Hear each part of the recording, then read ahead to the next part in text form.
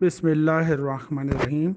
جناب مسلم بن عقیل کے دو چھوٹے بچوں کی شہادت سے متعلق، ان کی شہادت جو ہے جناب مسلم کی شہادت کے 1 سال بعد واقع ہوئی، جب امام حسین علیہ السلام شہید ہو گئے تو میدان کربلا میں مسلم کے 2 شہزادوں کو گرفتار کر کے ابن زیاد کے پاس لے جایا گیا۔ ابن زیاد نے انہیں زندان کے داروغہ کو بلایا اور کہا ان 2 بچوں کو زندان میں ڈال دو، ان پر سختی کرنا، ان کو اچھا کھانا اور ٹھنڈا پانی ہرگز نہ دینا، اور ان دونوں مظلوموں کو زندان کی تاریخی میں جو ہے دن گزارنے کے لیے کہا۔ وہ رو رو کر زندگی بسر کرتے تھے، دن کو روزہ رکھتے تھے اور رات کو جو کی ایک ایک روٹی اور گرم پانی سے جو حکومت کی طرف سے ملتا تھا افطار کر لیتے تھے۔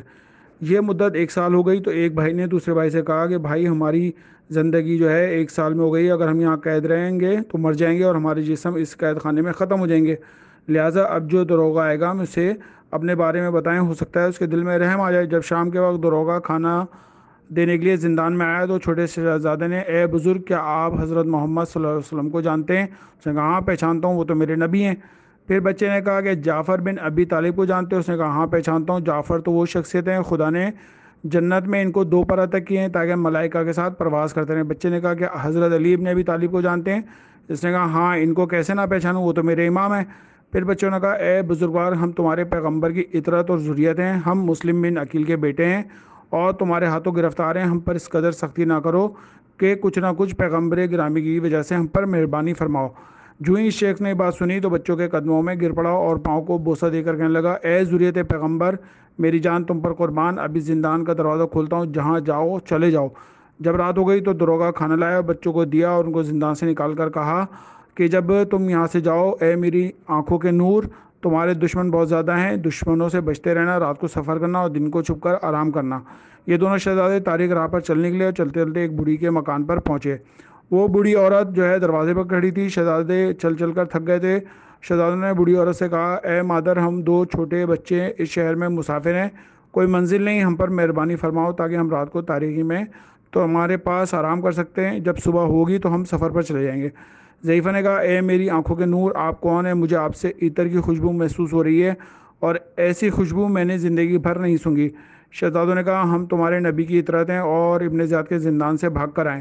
بوڑھی عورت نے کہا اے میری آنکھوں کے نور، میرا داماد ایک فاسق اور خبیث انسان ہے جو کربلا کی جنگ میں موجود تھا، مجھے خوف ہے کہ وہ میرے گھر آئے اور تمہیں دیکھ کر تمہیں تکلیف پہنچائے۔ شہزادوں نے کہا رات تاریخ ہے کہ وہ شخص آج نہیں آئے گا، ہم صبح سویرے تمہارے گھر سے چلے جائیں گے۔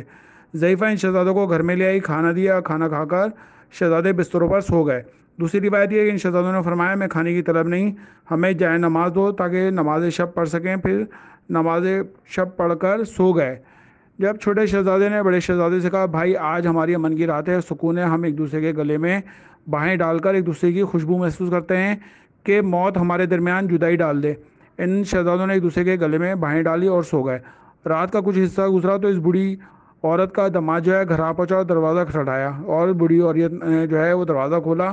اس نے کہا عبید اللہ کے زندان سے 2 بچے جو ہیں وہ مسلم کے نکل گئے ہیں، امیر کوفہ کی طرف سے اعلان ہوا ہے کہ جو شخص ان شہزادوں کے سر لائے گا اسے 2000 درہم انعام دیا جائے گا۔ میں اس انعام کی لالچ میں سارا دن ادھر ادھر تلاش کرتا ہوں لیکن مجھے نہیں ملے۔ عورت نے نصیحت کی اس خیال کو ذہن میں رکھو کہ وہ پیغمبر کی جو ہے اطرت ہے، ان سے دشمنی سے پرہیز کرو۔ تو وہ کہنے لگا کہ تو ان شہزادوں کی حمایت کیوں کر رہی ہے؟ شاید تمہارے پاس ہے ان کی اطلاع، اٹھو میں عبید اللہ کے پاس سے چلتا ہوں۔ اس نے کہا کہ ایک بوڑھی عورت ہوں، اس صحرا میں رہتی ہوں، میرے پاس کون سا آئے گا؟ بہرحال اس نے جو ہے اس کو کھانا دیا تو وہ بستر پر سو گیا۔ شہزادوں کی نیند کے دوران میں ان کی سانسوں کے چلنے کی آواز کو محسوس کیا تو یہ اٹھا اور غصے سے آواز نکالنے لگا اور اس کا نجسات بچوں کے سروں کے بالوں تک جا پہنچا۔ مظلوم شہزادے نے کہا تو کون ہے؟ اس نے کہا میں تو صاحب مکان ہوں، تم کون ہو؟ چھوٹے بچے نے بڑے بھائی کو اٹھایا، اس نے کہا جس کا ڈر تھا وہی ہوا۔ پھر شہزادوں نے کہا ہم سچ مچ بتا دیں تو ہمیں تکلیف تو نہیں ہوگا؟ اس نے کہا ہاں نہیں دوں گا۔ انہوں نے کہا ہم سچ بتائیں تو خدا اور رسول کی امان میں ہوں گے؟ اس نے کہا ہاں ہوں گے۔ تو خدا اور رسول کو اس امان پر گواہ بنانا؟ اس نے کہا ہاں میں بناتا ہوں۔ جب اس خبیث نے ان سے امان کا اقرار کرا لیا تو بتایا اے شیخ ہم پیغمبر کی طرح ہیں اور ابن زیاد کے زندان سے بھاگ کر آئے۔ اس نے کہا تم موت سے بھاگتے رہو لیکن موت کے چنگل میں آپ پھنسے ہو، خدا کی حمد ہے جس نے مجھے تمہارے اوپر فتح اور کامیابی دی ہے۔ اس ملعون نے اسی وقت ان کے بازوؤں کو مضبوطی سے باندھا اور وہ شہزادے اسی حالت میں ساری رات بندے رہے۔ جب صبح ہوئی تو اس ملعون نے اپنے غلام کو حکم دیا کہ ان شہزادوں کو نہر فرات کے کنارے لے جاؤ اور قتل کر دو۔ غلام اپنے آقا کے حکم کے مطابق شہزادوں کو نہر فرات لے گیا، لیکن جب اس کو پتہ چلا کہ یہ شہزادے اطرت پیغمبر ہیں تو اس نے انہیں قتل نہ کیا اور خود نہر فرات میں چھلانگ لگا دی اور دوسرے کنارے پر نکل گیا۔ حارث نے اپنے بیٹے کو حکم دیا کہ ان شہزادوں کو قتل کرو، لیکن اس نے بھی باپ کے حکم کی مخالفت کی اور غلام کی طرح نہر فرات کے دوسرے کنارے چلا گیا۔ جب اس ملعون نے دیکھا کہ ان مظلوم شہزادوں کو قتل کرنے کے لیے خود تلوار لے کر ان کے پاس آیا، جب طفلان مسلم نے اس ملعون کو تلوار لہراتے دیکھا تو ان کی آنکھوں میں آنسو آ گئے اور کہنے لگے کہ اے بزرگوار، ہمیں گرفتار کر کے بازار میں بیچ دو، ہماری قیمت سے فائدہ اٹھاؤ، ہمیں قتل نہ کرو اور پیغمبر صلی اللہ علیہ وسلم کو اپنا دشمن نہ بناؤ۔ اس نے کہا اس کے علاوہ کوئی چارہ نہیں، میں تمہیں قتل کروں اور تمہارے سر اتار کر عبید اللہ ابن زیاد کے پاس لے جاؤں اور 2000 درہم حاصل کروں۔ شہزادوں نے کہا اے شیخ، ہماری پیغمبر سے قرابت ہے اور رشتہ داری کا خیال کرو۔ اس نے کہا تم رسول کے کوئی قریبی رشتہ دار نہیں ہو۔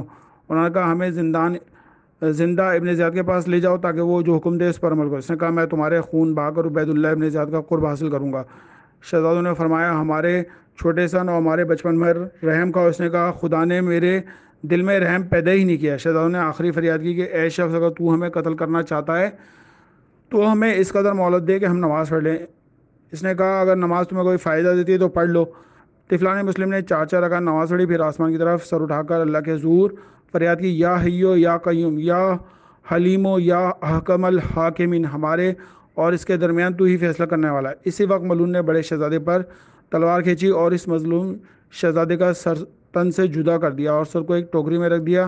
جب چھوٹے شہزادے نے منظر دیکھا تو اپنے خون آلودہ بھائی کی گردن سے لپٹ گیا اور کہا میں اپنے بھائی کے خون سے خطاب کرتا ہوں تاکہ اسی حالت میں جا کر رسول اللہ سے ملوں۔ اس ملعون نے کہا ابھی تجھے اپنے بھائی سے ملحق کرتا ہوں۔ پھر اس نے چھوٹے شہزادے کی گردن پر تلوار مار کر سر تن سے جدا کر دیا اور سر کو ٹوکری میں رکھا۔ جب دونوں کے پاک جسموں کو پانی میں ڈال دیا، پھر ان شہزادوں کے سروں کو لے کر اپنے زیاد کے پاس آیا۔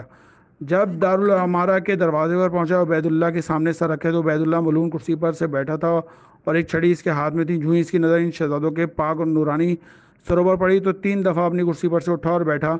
پھر ان شہزادوں کے قاتل سے خطاب کر کے کہا تو برباد ہو جائے، ان کو کہاں سے تلاش کیا؟ اس نے کہا یہ ہماری ایک بوڑھی عورت کے مہمان تھے۔ ابن زیاد کو یہ جواب دیا ناگوار گزرا، اے ملعون تو نے ان کے مہمان ہونے کا بھی لحاظ نہیں کیا۔ اس نے کہا میں نے مہمان کا بھی کوئی لحاظ نہیں رکھا۔ ابن زیاد نے جب تو انہیں قتل کرنے والا تھا تو انہوں نے کوئی بات کی؟ اس ملعون نے شہزادوں کی ہر بات اس کو بتائی کہ اس نے کہا ان شہزادوں کی آخری کلام یہ تھا کہ ہمیں مہلت دو، ہم نماز پڑھ لیں۔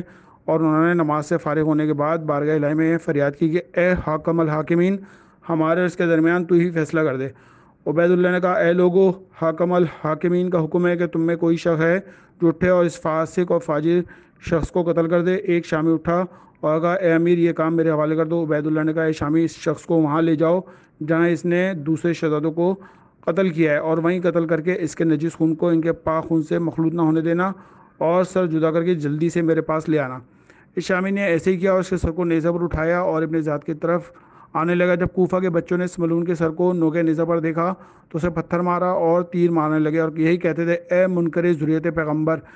کہتے ہیں جب اس کو پانی میں پھینکا اس کے جسم کو تو پانی نے اس کو باہر پھینک دیا۔ کئی دفعہ ایسا کیا، پھر اس کو جو ہے زمین کے اندر کھود کے ڈالا تو زمین کے اندر بھی وہ دفن نہ ہو سکا۔ تو پھر انہوں نے لکڑیاں جمع کیں اور اس کے جسم کو جو ہے آگ پر جلا دیا۔ اللہم صلی علی محمد و علی محمد۔